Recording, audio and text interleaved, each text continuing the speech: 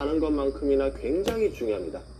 우리는 이제 퍼만 알면 된다, 뭐 이렇게 생각하는 분도 있을 것 같은데, 퍼와 ROE를 제대로 알아야 기본적으로 주식 투자에 대해서 손해를 보지 않을 수 있어요. 이거를 이해하고 투자하는 거랑 이걸 모르고 투자하는 거는 정말 많은 결과를 초래할 수 있습니다. 그래서 ROE에 대해서 한번 알아보도록 하겠습니다. ROE는요, 자기자본 이익률이라 불러요. 자기자본 이익률. ROE를 이 얘기는 뭐냐면 자기자본 이익이요. 쉽게 이야기하자면은 당기순이익이에요. 당기순이익이 있고요. 이거를 자본총계로 나눈 거라 보면 됩니다. 뭐 자기자본이라도 되고요. 자본총계라고 할게요. 이 자본총계는 여러분들이 좀 이해 못할 수도 있는데, 자산에서 부채를 뺀 겁니다. 예를 들어서 내가 이제 아파트를 투자한다 쳐봐요. 아파트를 투자하는데 10억짜리 아파트인데 대출이 4억이다라 그러면은 자본총계는 6억이 되는 거겠죠.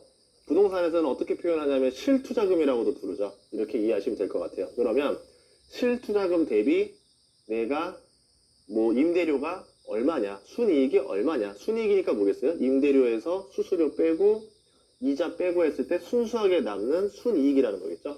그래서 실투자금 대비 순이익이 얼마냐, 이렇게 볼 수 있다는 거죠. ROE가 얼마나 중요한지는 제가 우선은 간단한 우화를 통해서 설명을 드릴게요. 예를 들어서 한 200억 정도 이상이 있는 슈퍼개미가 있다라고 쳐요. 슈퍼개미가 있는데 이 슈퍼개미에게는 가장 큰 고민이 있습니다. 아들이 2명이 있는데 둘 다 별로 형편없어요. 첫 번째 아들도 두 번째 아들도 나이가 이제 40 가까이 먹었는데 딱히 일자리도 없고 뭐 잘하는 것도 없고 재주도 없고 꿈도 없고 희망도 없어 보여요. 그래서 이 아들을 어떻게 해야 될까 참 고민이 많은 겁니다. 이제 본인은 슬슬 생을 마감해야 되는데 이 두 아들의 미래가 걱정돼서 한참 고민을 하다가 두 아들에게 불러서 이런 말을 하죠. 아들아, 이제 아버지는 곧 가야 될 것 같고 너희들에게 재산을 주려고 하는데 그냥 줄 수는 없고 너희들이 평생 먹고 살 수 있을 만한 돈을 너희들이 스스로 만들어라. 그렇게 사업 아이템을 가져오면 아빠가 사업 자금을 대주겠다.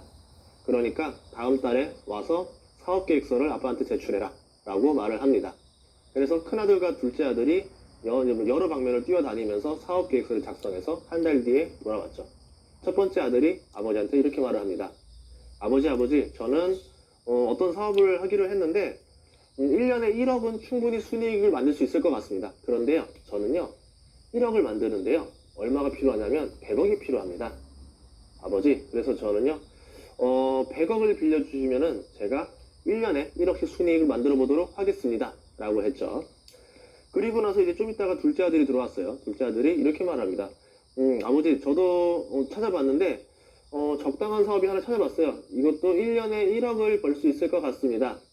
그런데 아버지가 10억만 주시면 될 것 같아요. 저는 그래서 10억만 있으면 사업을 할 수 있습니다. 그러니까 저한테 10억만 대주시면 됩니다 라고 하는 거죠.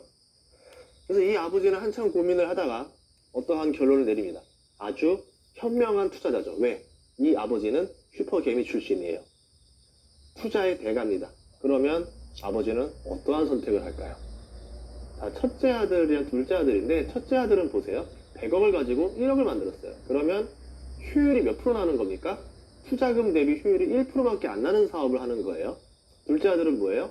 10억을 가지고 1억을 만드니까 효율이 10%가 나오는 사업을 하는 겁니다. 그럼 이렇게 말하겠죠. 아들아, 내가 너한테 그냥 둘째 아들아, 내가 너한테 100억을 줄게. 100억을 줄 테니까 너는 1년에 10억을 벌어와. 이렇게 되는 거겠죠. 그리고 우리 첫째 좀 취업 좀 시켜줘라. 이렇게 부탁을 할 거 아니에요. 그러면은 더 윈윈이죠. 왜? 1억을 벌래도 10억을 가지고 1억을 버는 것보다 100억을 가지고 10억을 버는 게 훨씬 더 훌륭한 사업일 거고, 그 과정에서 첫째 아들 취업 좀 시켜주는 게 큰 문제가 되지 않죠. 그러면은 슈퍼게임 입장에서는 100억을 가지고 10억을 뽑아내는 사업을 할 수 있는 거 아니에요. 굉장히 훌륭한 방안이 될 겁니다. 이 이야기는 뭐냐면 슈퍼게임이라는 거는 아버지로 설명했지만 반대로 얘기하면은 투자자들의 마음을 표현하는 겁니다. 내가 당연한 투자자라면은 자본 투입 대비 1%의 효율이 나오는 사업에 투자를 하고 싶을까요? 아니면은 10%의 효율을 뽑아내는 사업에 투자를 하고 싶을까요? 정상적인 투자라면 당연히 10%의 관심을 더 기울이게 되겠죠.